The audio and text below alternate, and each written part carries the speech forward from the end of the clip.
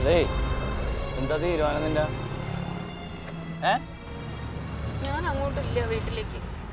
എടി ഷാഹിദ, നിന്നോടും ഉമ്മാനോടും ഞാൻ ഇന്നലെ നേരം വെളുക്കുന്നവരെ ഇരുന്ന് പറഞ്ഞതാണാ, വീട്ടിൽ പ്രശ്നം ഉണ്ടാക്കല്ലേ, സമാധാനമായിട്ട് ജീവിക്കുന്നത്. എന്ത് സമാധാനം അവിടെ ഉള്ളത്? നീ ഇപ്പൊ എന്ത് മര്യാദയുടെ കാണിച്ചത്? ഞാൻ ഓഫീസിൽ പോകാൻ വേണ്ടി കുളിക്കാൻ കയറിയ നേരത്തിനാണ് നീ അണിഞ്ഞൊരുങ്ങി ഇവിടെ വന്നിരിക്കണ. നിങ്ങൾക്കുള്ള എല്ലാ സാധനങ്ങളും ഞാൻ ശരിയാക്കി തന്നിട്ടുണ്ടല്ലോ, ഭക്ഷണവും ഡ്രസ്സും എല്ലാം ഞാൻ ചെയ്തു തന്നിട്ടുണ്ടല്ലോ. എടി ഭക്ഷണവും ഡ്രസ്സും മാത്രം മതിയാ, മനുഷ്യന് സമാധാനം വേണ്ടേ? അതെനിക്കും എന്റെ പൊന്ന് ചേട്ടാ, ഞാൻ എന്റെ ലൈൻ പൊട്ടിയിട്ട് ഒന്ന് ശരിയാക്കിയാണ്. ചേട്ടൻ പോകാൻ നോക്ക്. ചേട്ടാ സമയം കിട്ടുമ്പോ വരാന്ന് ശരിയാക്കാന്ന് പറഞ്ഞില്ലേ? തന്നോടല്ലേ പറഞ്ഞ് ശരിയാക്കി തരാന്ന്. താൻ പോടോ. ഇയാളെന്ത്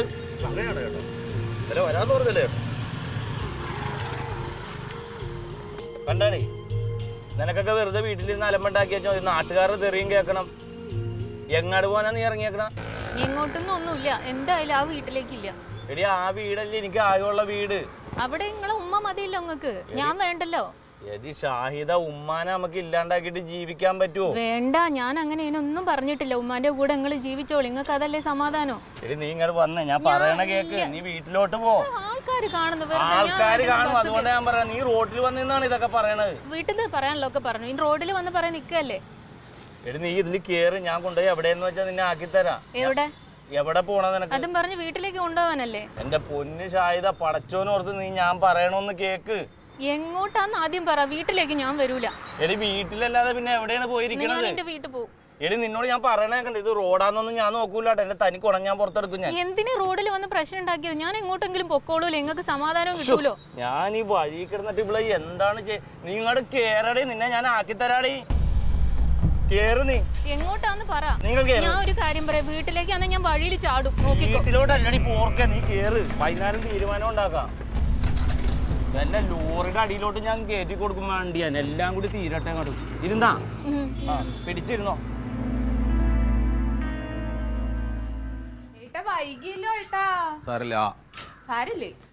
അതെ, നിനക്ക് വന്ന് വന്ന് ഒരു ഭാഗം ഉണ്ടാക്കാൻ അറിഞ്ഞൂടാ ജമന്തി. നിനക്ക് ഒന്നും ഉണ്ടാക്കാൻ അറിഞ്ഞൂടാന്ന്. ഇങ്ങനെയൊക്കെ ആരെങ്കിലും ഇഡ്ഡലി ഉണ്ടാക്കി വെക്കൂ. എന്താ കുഴപ്പം? അത് ഒട്ടും സോഫ്റ്റ് അല്ല. ഞാൻ എങ്ങനെ പോയാലും ഒരു 5 6 ഒക്കെ തിന്നണതാണ്.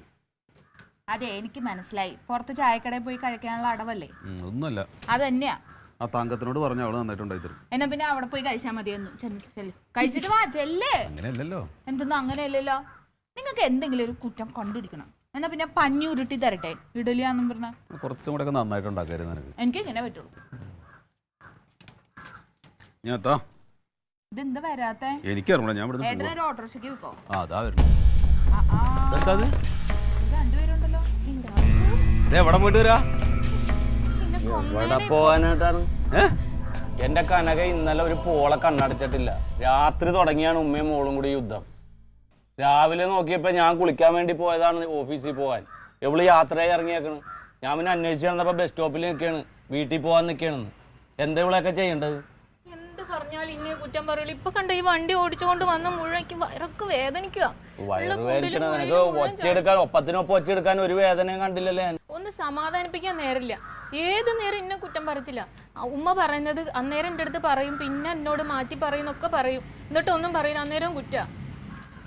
അതെ, ഇതൊക്കെ എല്ലാ കുടുംബത്തിലുള്ളതല്ലേ. ഇവിടെ അതിനേക്കാൾ വിഷയമാണ്. അതെ, ഇപ്പൊ ദേ വഴക്കിട്ട് ഇറങ്ങാനാണെങ്കിൽ ഞാൻ ഇപ്പൊ പോണ്ടതാ. എന്റെ ഇഡലി കൊള്ളൂല, പെങ്ങളുണ്ടാക്കണതേ കൊള്ളുള്ളൂ. ഈ മനുഷ്യനെ എന്താ വേണ്ടത്? എനിക്ക് ദേഷ്യം വരും കേട്ടോ. എന്റെ ജമന്തി ആയ പോലെ ഞാൻ പറഞ്ഞു കൊടുത്തിട്ടുണ്ട് സമാധാനത്തിന്. വെക്ക്, അവളത് കേൾക്കൂല. നിപ്പൊക്കെ കണ്ട നല്ല തറവാടിയുടെ പോലെയാണ്. വായങ്ങാട് തുറന്നാളല്ല. എന്ത് പറയാൻ ഇവിടെ എന്തിനിറങ്ങിയൊക്കെയാണ്? വന്നണ്ടാ നീ പോസ്റ്റേ കയറാൻ? അല്ല, എന്നിട്ടിപ്പോ എങ്ങനെ ഇനിയിപ്പോ എവിടേക്ക് പോരാ? എവിടേക്ക് പോനെ? ബെല്ലോടത്തും കൂടി തള്ളിയിട്ട് ഞാൻ വല്ല ലോറിക്കാനാണ് വെച്ചത്. ഞാൻ എന്തായാലും ഇനി അങ്ങോട്ടില്ല. വേണ്ട, ദേ ഇവിടെ നിന്നോ. വൈകുന്നേരം വരുമ്പോ വിളിച്ചോണ്ട് പോയാൽ മതി. ബാ. നീ അന്ന് ഇവിടെ കയറിയിരിക്കും. വൈകുന്നേരം വരുമ്പോ നമുക്ക് എന്തെങ്കിലും തീരുമാനം ഉണ്ടാക്കാൻ ഞാൻ വിളിച്ചോണ്ട് പോയിക്കോളാം. എങ്ങോട്ട്? എങ്ങാടാണെന്നാ? നമ്മുടെ വീട്ടിലേക്ക് ഞാൻ വരൂല. പിന്നെ നീ എങ്ങാട് പോകാൻ പോണേ? എന്റെ വീട്ടിലോട്ടല്ലേ നിന്നെ കെട്ടിച്ചു തന്നത്. നിന്നെ കനകനല്ലല്ലോ കെട്ടിച്ചത് ഇവിടെ കയറിയിരിക്കാൻ. അതല്ലേ ഞാൻ പറഞ്ഞ, വൈകുന്നേരം വരെ ഇവിടെ നിക്കട്ടെ, ഞാൻ വരുമ്പോ കൊണ്ടുപോകാ. ഇന്നും ഇത് തന്നെയാണ് കൃഷി. എന്റെ തങ്കം, വീട്ടിൽ ഒരു സ്വൈര്യം ഉമ്മ തരൂല. അത് ഇക്കാന്റെ അടുത്ത് പറഞ്ഞു പോയി, ഇക്കയ്ക്ക് മനസ്സിലാവണ്ടേ? ഞാനൊരു 100 വട്ടങ്ങളോട് പറയണ്ട്, ദിവസവും പറയണ കാര്യമാണിത്. ഇന്നലെ തുടങ്ങിയതല്ല, കെട്ടിയ കാലം തൊട്ട് തുടങ്ങിയതാണെന്ന്.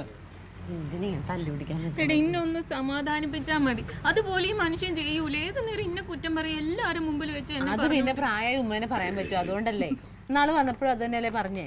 അത് മുമ്പിൽ വെച്ച് പറയണ്ട, ഇപ്പുറത്ത് മാറി ഇന്നാലും പറഞ്ഞൂടെ. ഇപ്പോഴും എന്നല്ലേ കുറ്റം പറയുന്നത്? രാവിലെ ഇറങ്ങിയൊക്കെയാണ് ബേഗുമായിട്ട് അവള്. അന്ന് എന്നോട് പറയണ്ടേ?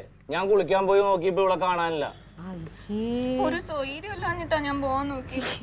ഇതൊക്കെ എല്ലാ വീട്ടിലും ഉള്ളതല്ലേ അല്ലേ? പിന്നെന്താ അതിലൊക്കെ എന്തിനിങ്ങനെ വിഷമിക്കണേ? വാ നമുക്കെന്നാ വൈകുന്നേരം പോവാം. നീ ഒരു കാര്യം ചെയ്യും, ഇവിടെ നിന്നോ, ഇത് നല്ല സമാധാനമുള്ള വീടാ. ആ ചെല്ലിருக்கு, ആ വൈകുന്നേരം കൊണ്ടുപോയിക്കോളാം. ഇതിലൊക്കെ ഇങ്ങനെ വിഷമിക്കാൻ എന്താ? എന്തുട്ടാടി നോക്കണ? പോടി അങ്ങട്.